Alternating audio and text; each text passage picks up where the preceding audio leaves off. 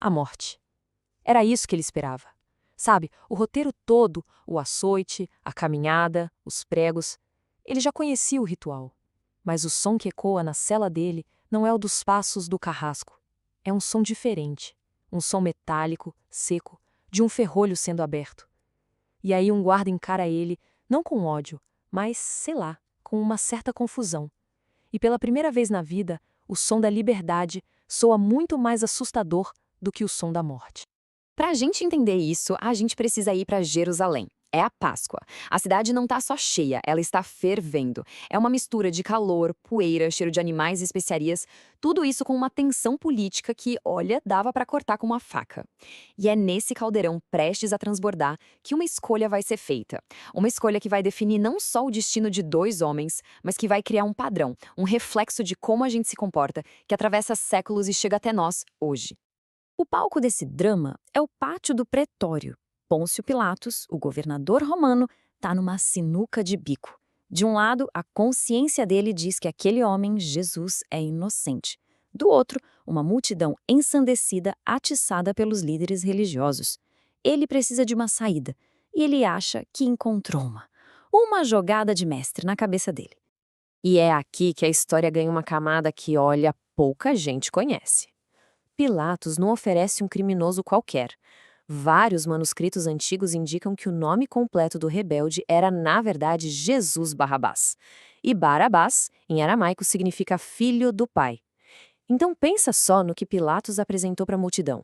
Não era um contraste simples. Eram dois homens, ambos chamados Jesus, e ambos, de certa forma, conhecidos como filho do pai. E essa é a pergunta que fica ecoando há 2000 anos. O que leva um grupo de pessoas, debaixo daquele sol forte de Jerusalém, a fazer uma escolha que para nós hoje parece uma completa inversão de valores? Para entender, a gente precisa olhar mais de perto para quem eram de fato esses dois homens.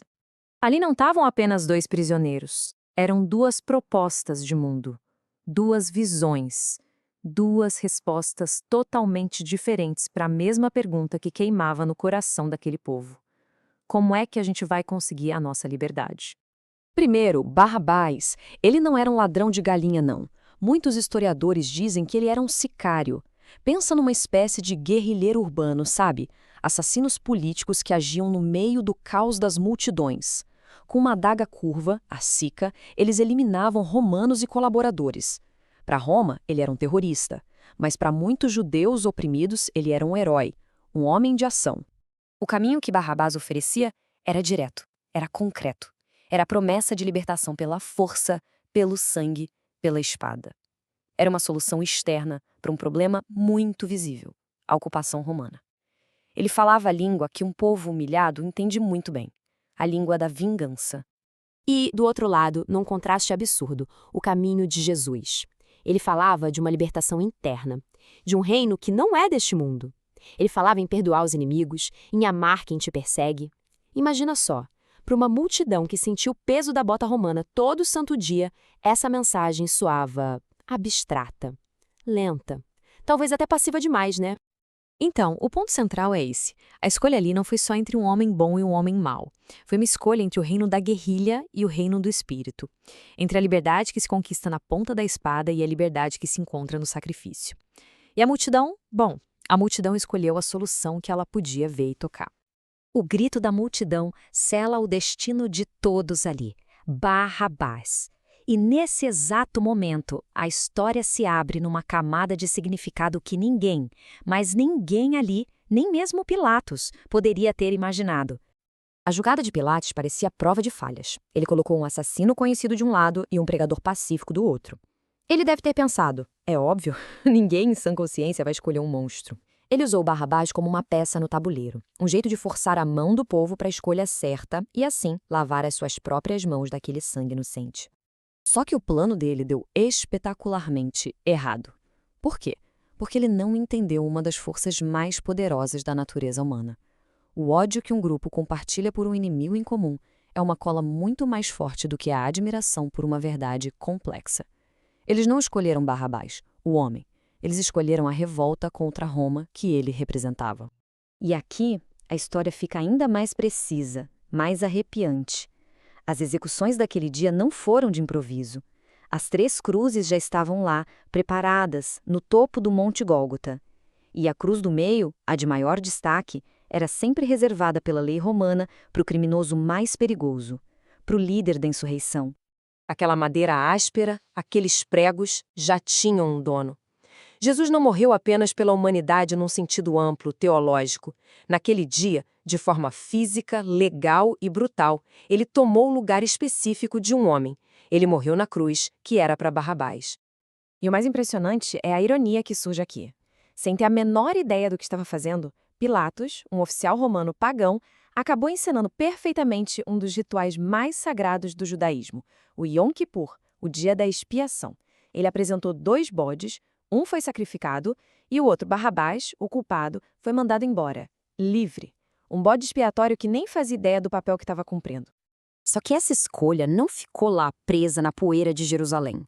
Ela se tornou um padrão, um efeito Barrabás, que aparece de várias formas no nosso mundo. Bem agora.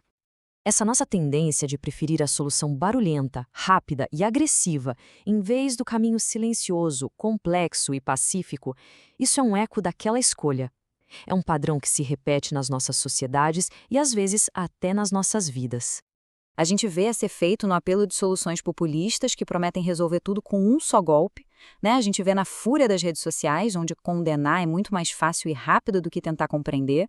E a gente vê isso mais de perto quando a resposta do conflito parece mais satisfatória do que o trabalho difícil do perdão. É sempre a busca por um culpado externo em vez de uma mudança interna. E no coração do efeito Barrabás está essa verdade, que é meio desconfortável, sobre a natureza humana. A facilidade com que a gente exige justiça implacável para os erros dos outros, enquanto que para nós, lá no silêncio da nossa consciência, a gente sempre espera por uma misericórdia que talvez nem mereça. Barrabás é o grande arquétipo daquele que recebe a graça que nunca pediu. Tá, mas e aí? E o homem que desceu aqueles degraus, livre, piscando sobre a luz do sol? O que aconteceu com Barrabás? A história, a partir daqui, se cala de um jeito ensurdecedor. Tenta imaginar a cena. Barrabás não vai para casa festejar. É provável que algo o atraia para o monte da execução. E aí, escondido no meio da multidão, ele assiste à sua própria sentença sendo cumprida em outro homem. Ele vê o corpo pregado na sua cruz. Ele sente o cheiro da sua morte. Ele é, talvez, o primeiro a viver a culpa do sobrevivente, numa escala cósmica. E depois disso, nada. A cortina simplesmente desce. A história o apaga por completo. O futuro dele é uma página em branco. E esse silêncio é, talvez, a parte mais provocadora da história inteira. O que será que ele fez com aquela vida que ganhou de presente? A pergunta fica ali, suspensa no ar, forçando a gente a imaginar. E com isso, a gente chega na questão final.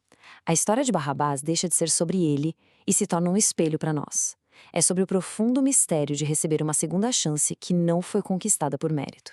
E a pergunta que fica ecoando através do tempo é o que cada um de nós faz com uma liberdade assim.